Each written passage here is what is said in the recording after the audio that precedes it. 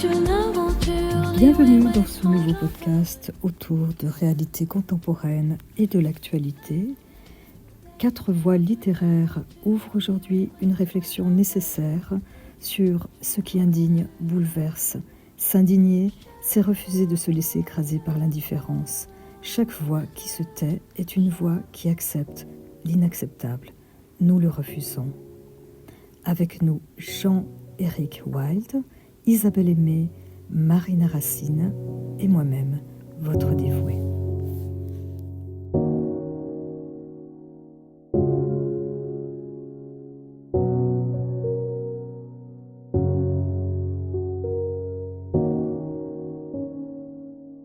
Clotilde se lève. Ses premiers pas la portent vers la cuisine. Elle tourne le bouton d'un vieil appareil radiophonique.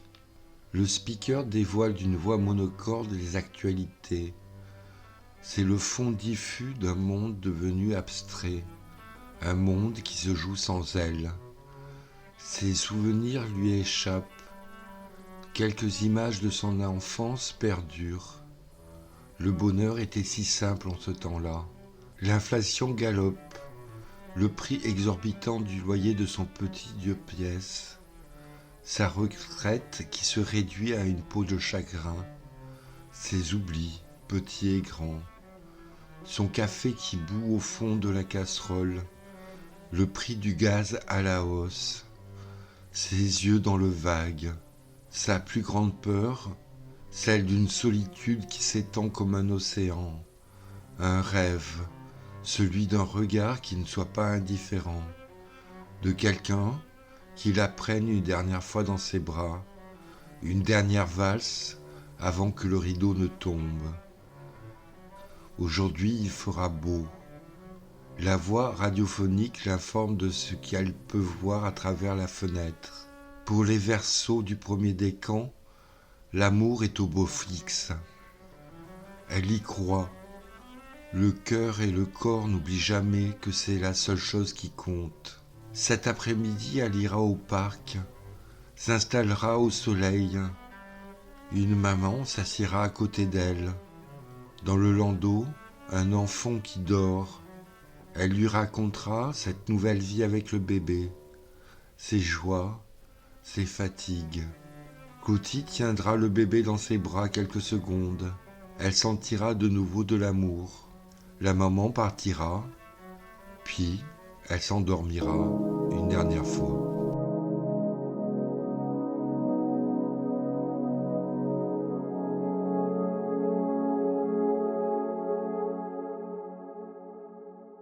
Tout s'accélère alors qu'on croit que tout est à portée de main.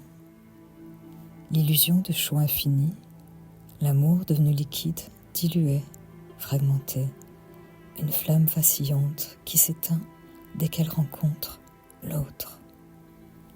L'algorithme façonne un monde où le superficiel l'emporte sur la subtilité, la fugacité sur la constance. Constance, quel joli nom chantait la longue dame brune. On flirte sans attache dans un dédale virtuel ou lors d'une nuit, d'un coup de foudre. Réaction chimique frivole qui tisse ses attentes, ses mirages, sublime l'instant, attise l'ardeur, jusqu'à plus rien. On s'était dit des choses qu'on ne tiendra pas. Rêveuse prise dans la grande parade des âmes en quête d'un vertige, d'une force tellurique, mais autour des roses, les bombes tombent de nouveau. Un enfant marche lentement jusqu'au fleuve, parmi les carcasses des bêtes. Dans le regard de l'enfant, les promesses qu'aucun dieu non plus ne tiendra. Alentour du sang noir, les yachts des riches VIP dorment sur leur mer paisible. À l'automne, ils iront chasser le cerf.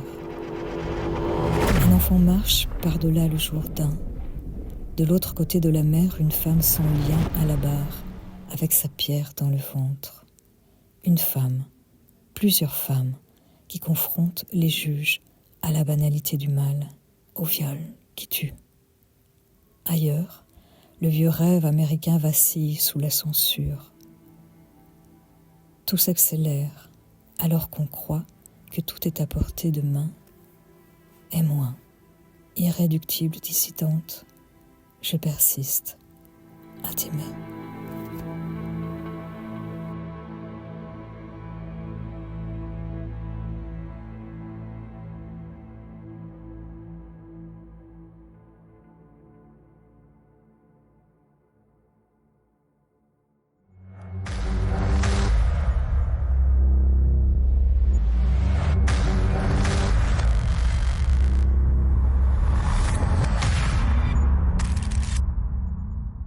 « 7 heures, je prends mon café, j'avale le monde. Je suis l'amante assoiffée du tout. Un désir fou consume ma volonté et j'ouvre grandes les portes dans la chaleur et l'amertume de l'expresso mousseux qui dégringole mon tube digestif. L'humanité se déverse par le liquide et mon corps l'assimile dangereusement. Des molécules inconnues intègrent mes cellules souches, l'extérieur entre à l'intérieur, des viscères vers mon sang. La dose est pleine. Mon ventre refoule en haut le cœur saccadé le corps du petit Émile. La fumée et les cendres de Chahinez asphyxient mes poumons. Le sang âcre répandu des mères, des femmes, des enfants violentés, tués, des vieux euthanasiés gonfle le flux et force les parois de mes artères jusqu'à l'éclatement. Et mon cœur pompe à mort sous les obus de l'Est, les tirs détraqués sans viseur, les terres promises gorgées de bombes et de cadavres. Je défaille, je manque d'air, mon pouls s'effondre, je tombe sous le choc, le chaos déchaîne l'acide chlorhydrique qui me dissout.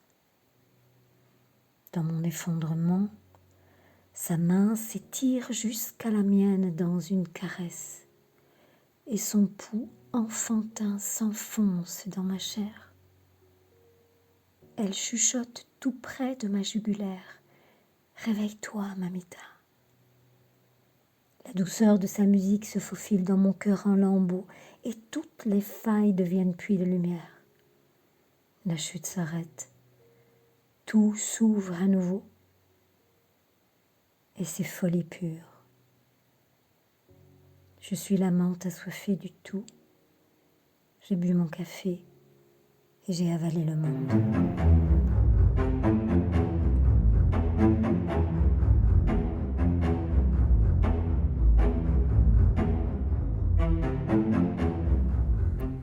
Et si un jour, un matin, on se réveillait et tout avait basculé?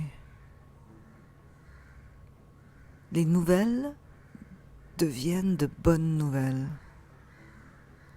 Des nouvelles d'humains qui aiment les humains.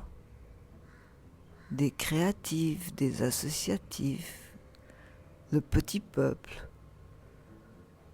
Tout le monde peut s'exprimer. Ce matin, une bonne nouvelle est arrivée jusqu'à moi.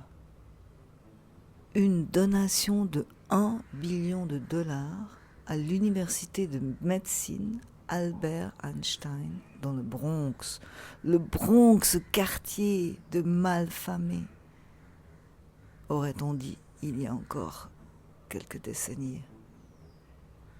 Cette femme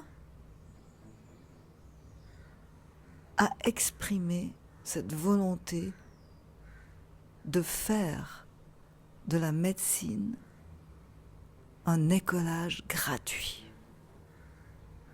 Cela change la vie des étudiants. En sachant que jusqu'à présent, un étudiant en fin d'année de médecine a à peu près 200 000 dollars de dette. Cette femme change le cours de l'histoire, offre des possibilités à ceux qui n'en ont peu. Aurons-nous de plus en plus d'exemples comme cela? Saurons-nous, ensemble, construire cette humanité qui ose exprimer le beau